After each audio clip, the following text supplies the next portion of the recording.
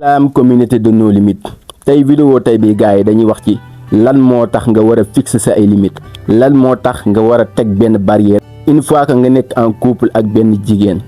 gars yi diglu leen vidéo bi c'est très important et que ngeen jël ko au sérieux li ma nekk di wax nii mais avant tout dama lay wax que like vidéo bi et que nga partager ko maximum xam ngeen ko récemment dañoo perdre suñu chaîne alors gars yi continuer leen di like vidéo yi di ko partager maximum day permettre que YouTube mettre en avant une vidéo yi c'est bon pour l'algorithme si c'est bon on continue d'abord faaw nga xam benn affaire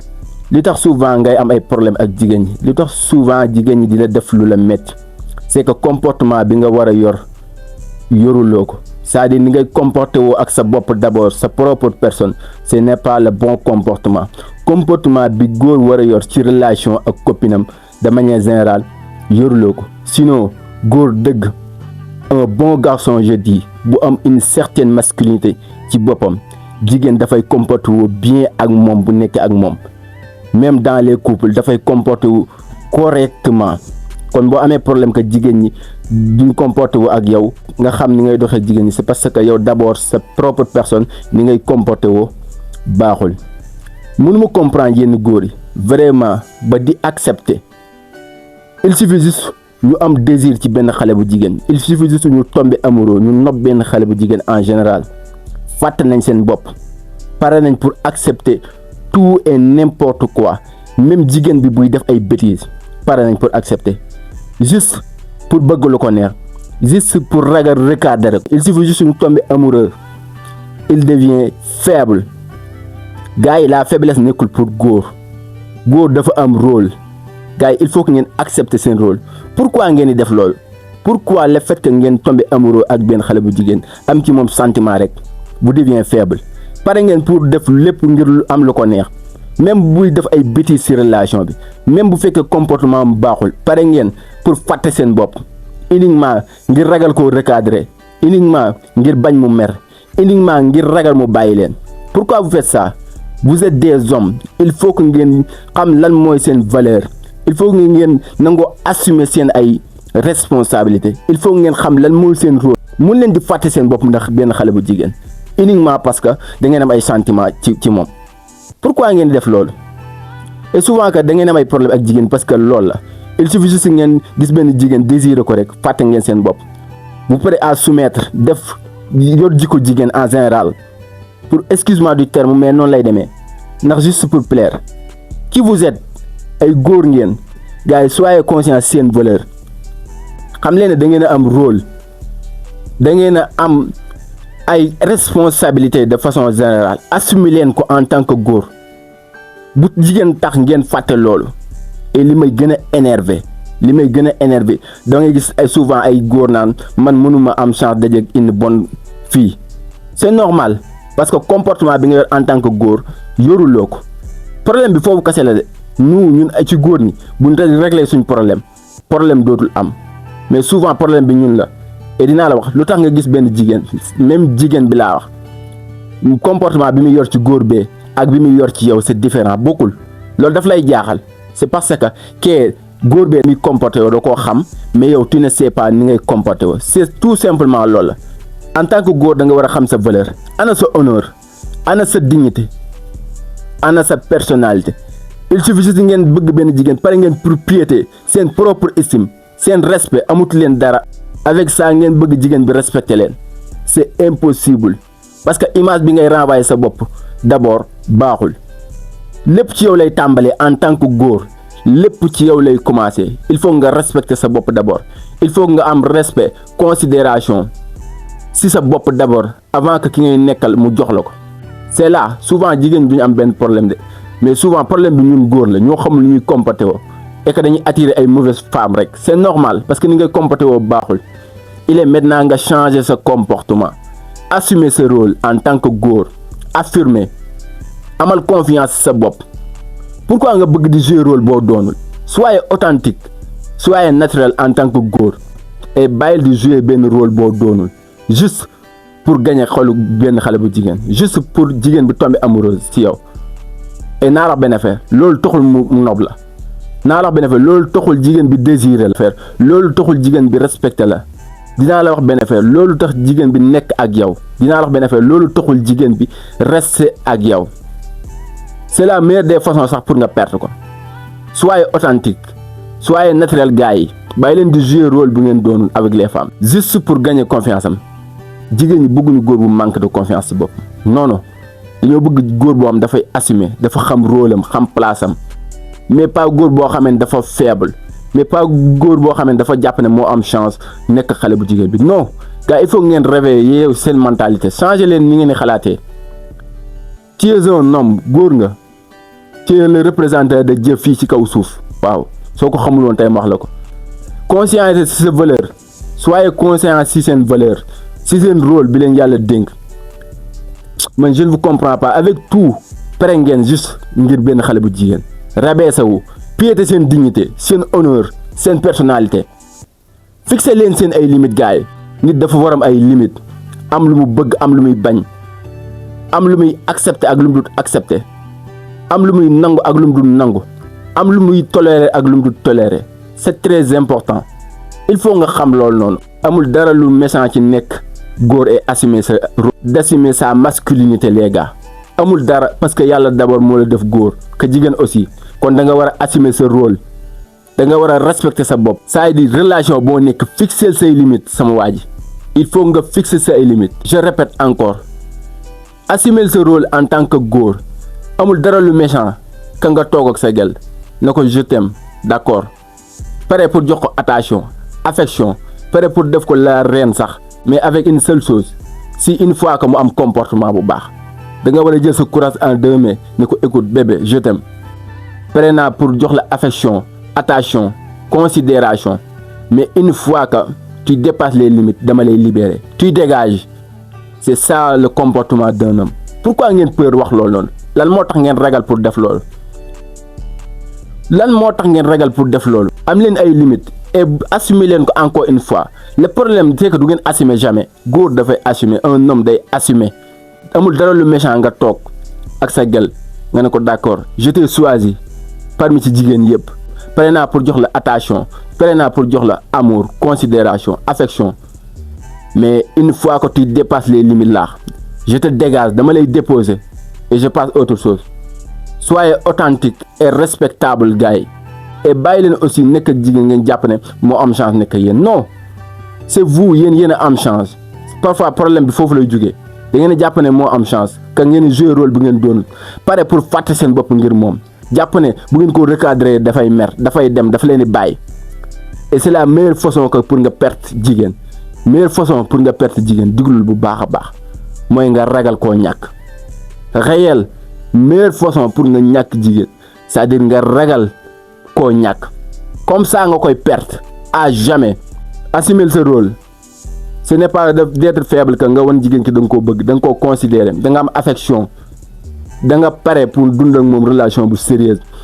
mais une fois que moom bëggul lool wala une fois que mu dépasser limite yi nga ko fixé woon déposer ko dégager ko da nga war a focus ci say conviction da nga war a am gëm ci say principe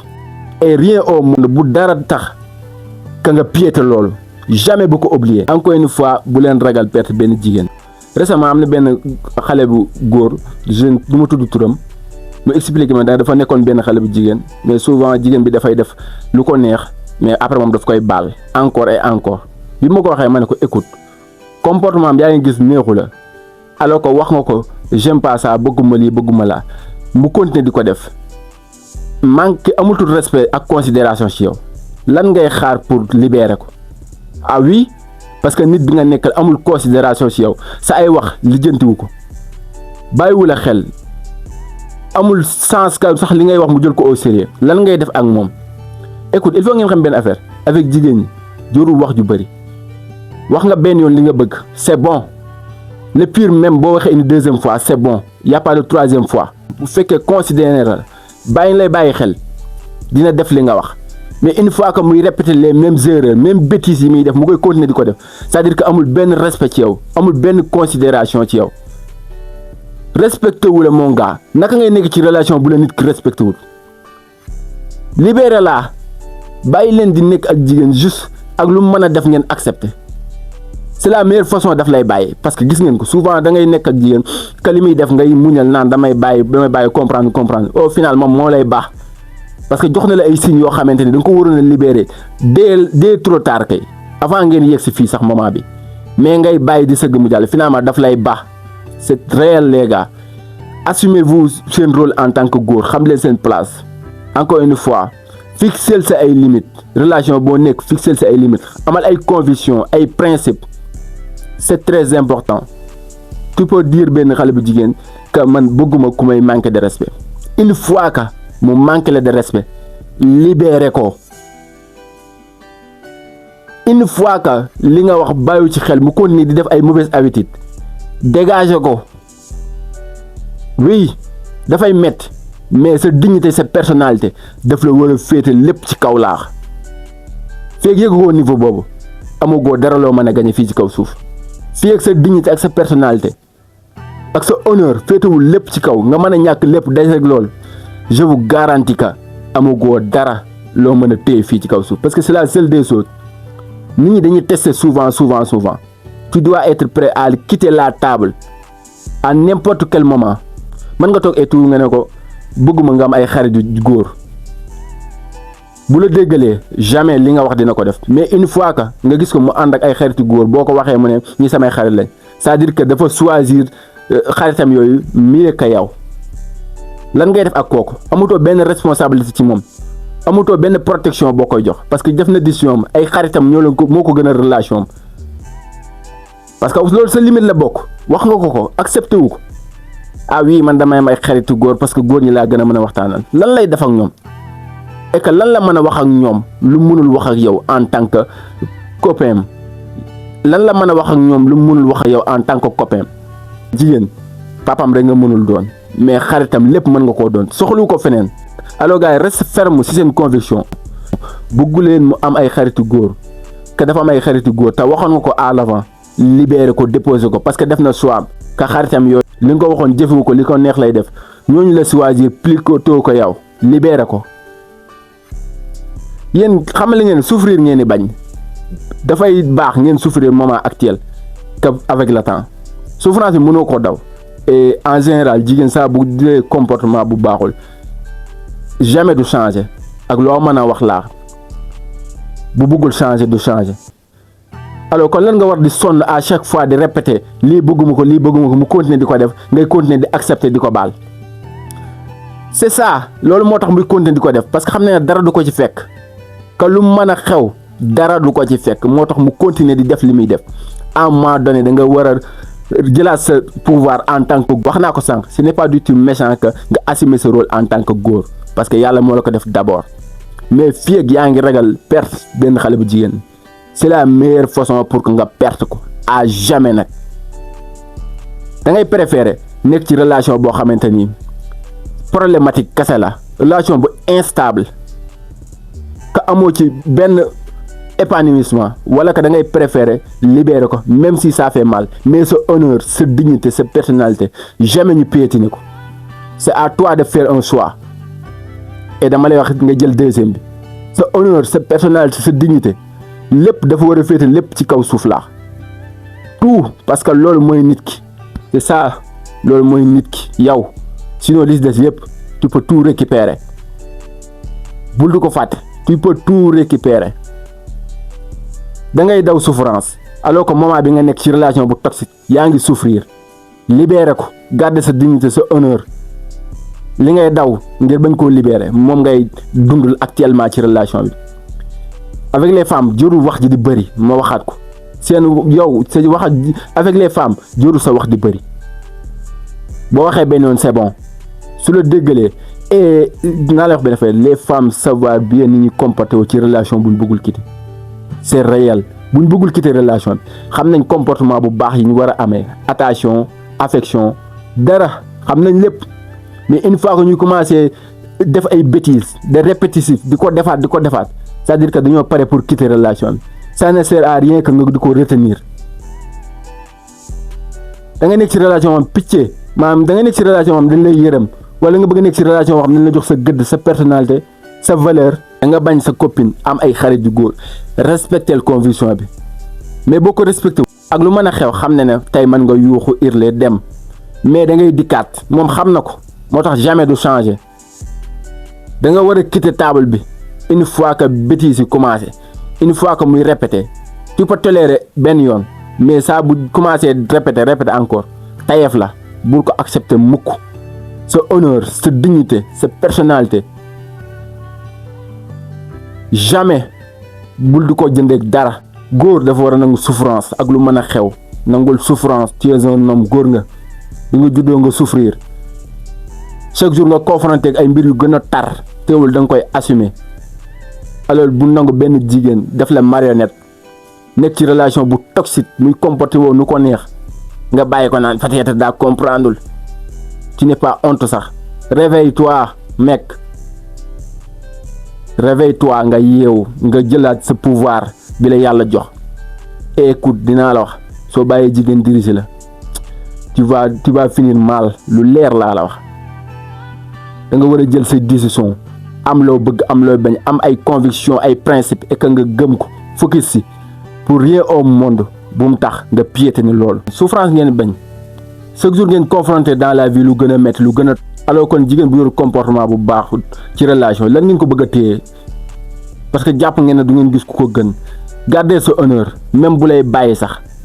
bu mu fàttali mukk yaa ngi ak sa dignité yaa ngi ak sa personnalité sa honneur mais li yées mooy nga téye ko ba finalement moom mu bàyyi la alors que bafoué na sa dignité sa personnalité ak sa honneur. je ne vous comprends pas yéen góor yi mënuma leen comprendre l'idée que avec ngeen nekk en rupture ak benn xale bu jigéen dafay diis trop ci yoon et pourtant chaque jour ngeen confronté ko ko gën a métti fuuf sa honneur sa dignité sa personnalité bul di ko bafoué mukk. ça coûte cher amul njëg. merci de regarder cette vidéo. Merci de regarder cette vidéo. Encore une fois, like vidéo bi gars yi, partagez et abonnez. Actuellement, nous sommes disponibles sur TikTok maximum. Dinaa mettre lien bi ici dans les commentaires ou la description bi. Instagram aussi. Et chaîne WhatsApp aussi tijji nañ ko. Tous mes plateformes disponibles na gars yi. Encore une fois, on est ensemble. Continuez de liker et sur ce, c'est nos limites. À bientôt, Inch'Allah.